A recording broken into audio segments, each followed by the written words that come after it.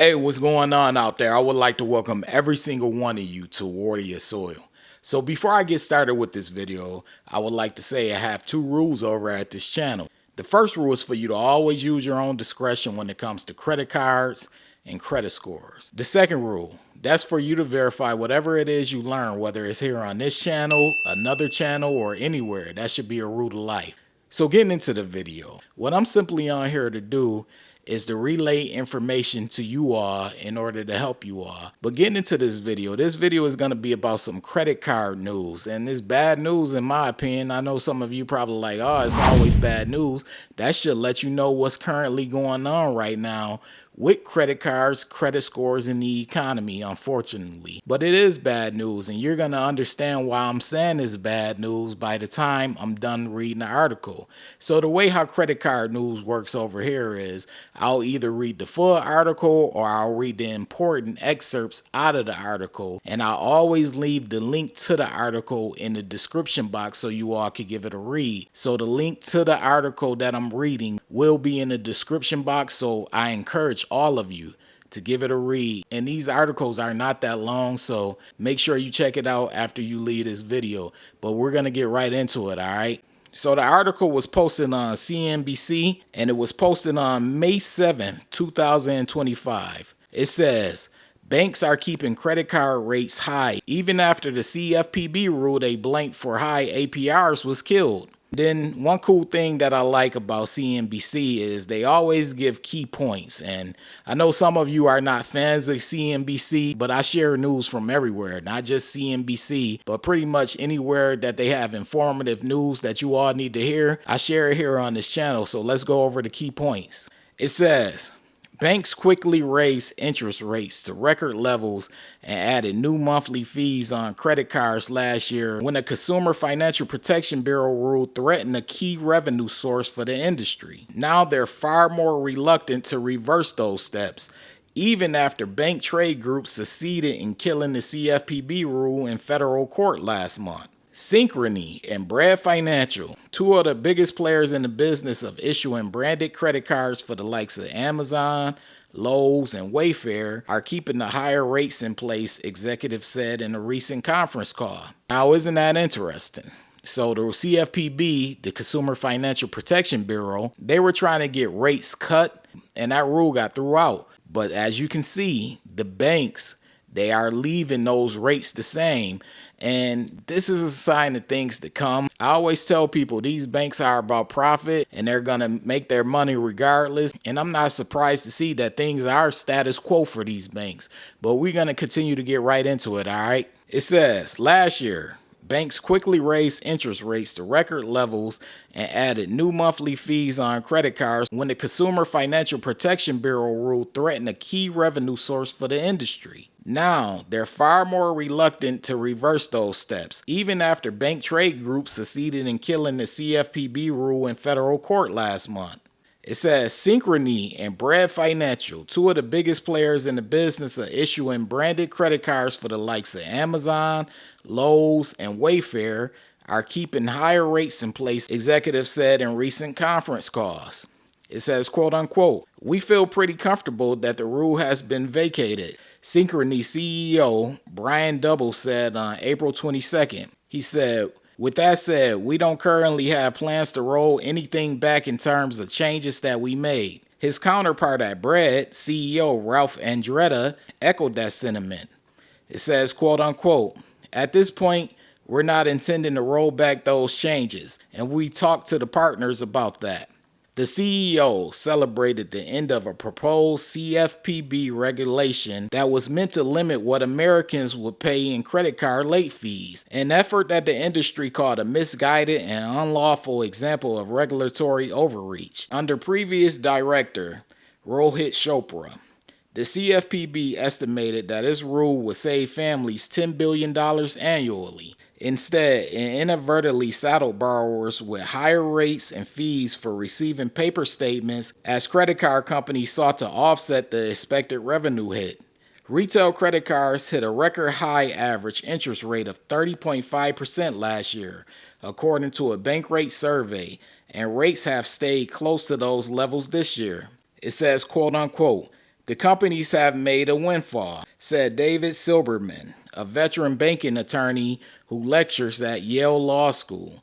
It says, quote unquote, they didn't think they needed this revenue before except for the CFPB rule, and they're now keeping it, which is coming directly out of the consumer's pocket. Synchrony and Bread both easily topped expectations for first quarter profit, and analysts covering the companies have raised estimates for what they will earn this year, despite concerns about a looming U.S. economic slowdown. And I'm going to stop right there. They said Synchrony and Bread both topped their first quarter expectations, and they're still leaving their decision in place. If that doesn't let you know that these banks are out for profit and they really don't have the best interests of consumers in mind, that should let you know right there. And that's why I like to share these type of articles to let people know what's going on, because this type of stuff, it is on the news, but like I always state, it's usually in the 20-minute range in a 30-minute news episode. So a lot of people, they don't see this and they don't know what's going on. And unless they go and read the article on CNBC, they're not going to know what's going on. But this is in regard to the customers. And if you are someone who's with Bread or Synchrony or have one of the cars with Amazon or the cars that were mentioned, this relates to you. And this is not just those banks that have that type of behavior. This is going to be an across the board thing. And it's because these banks are so set on profit, and they're also expecting that we're going to have an economic slowdown and an economic downturn. So even though their first quarter looked good and profit is looking good for them, they're still keeping these interest rate decisions in place, and that's hitting the pockets of the consumer, as the article explains. So I'm going to get further into it, all right? It says Retailer Lifeline. While store cards occupy a relatively small corner of the overall credit card universe, Americans who are struggling financially are more likely to rely on them, and they are a crucial profit generator for popular American retailers. There were more than 160 million open retail card accounts last year, the CFPB said in a report from December that highlighted risk to users of the high-interest cards. More than half of the 100 biggest U.S. retailers offer store cards, and brands including Nordstrom and Macy's relied on them to generate roughly 8% of gross profits in recent years, the CFPB said.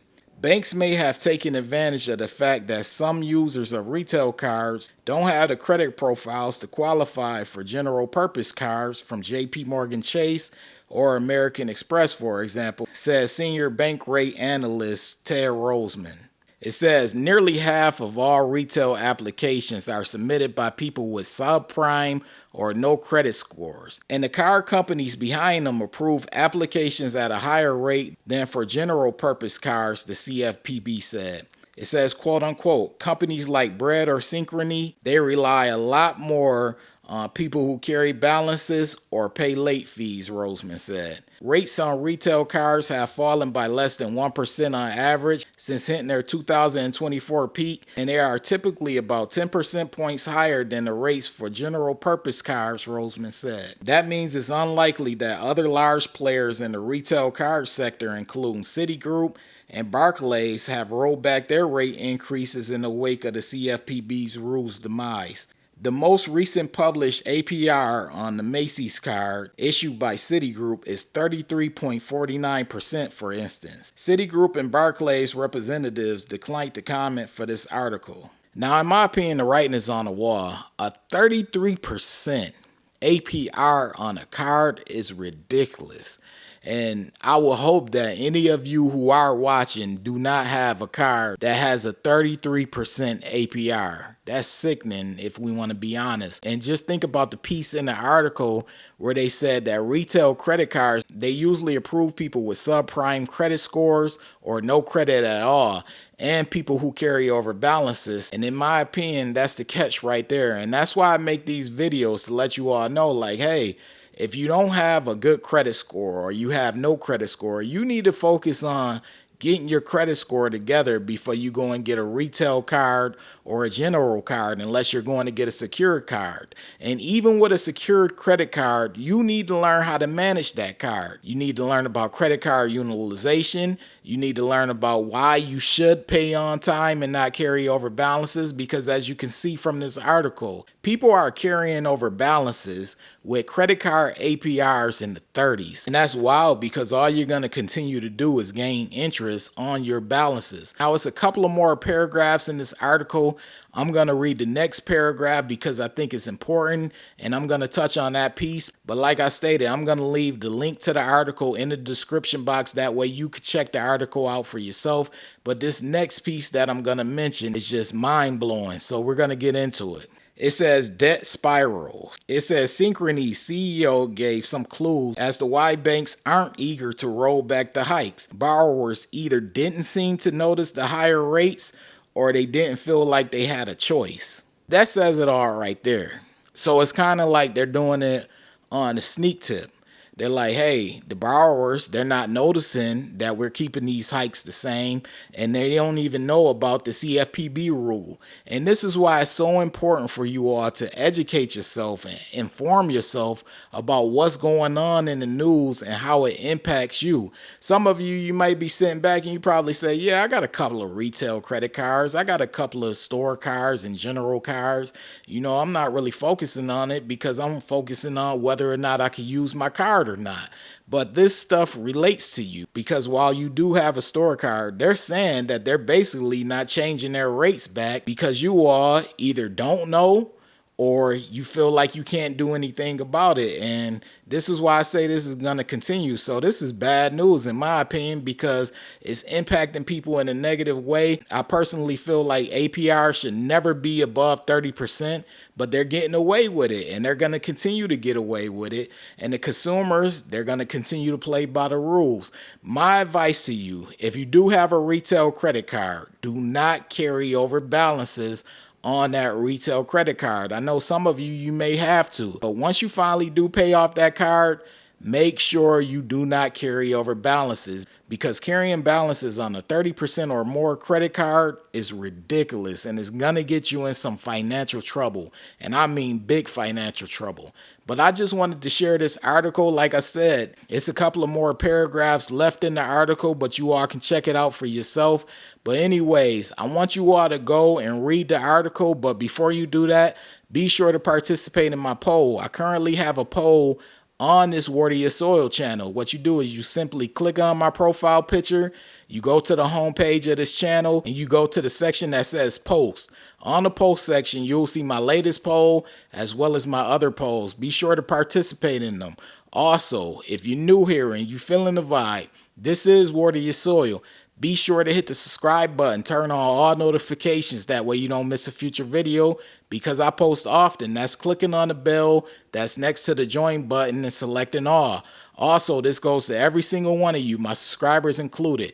Be sure to hit the like button. It literally takes 1 second. Hit the like button. That's your way of letting the algorithm know you support this video and this channel. I appreciate every single one of you for watching. I do this for you and only for you all. This is Water Your Soil, and I'm out. What's going on? This is Nell from Water Your Soil. So as someone who went from a 549 credit score all the way up to the 800s, I decided to share the same information that helped me go from poor credit to excellent credit. This book is titled Strategies to Master Credit.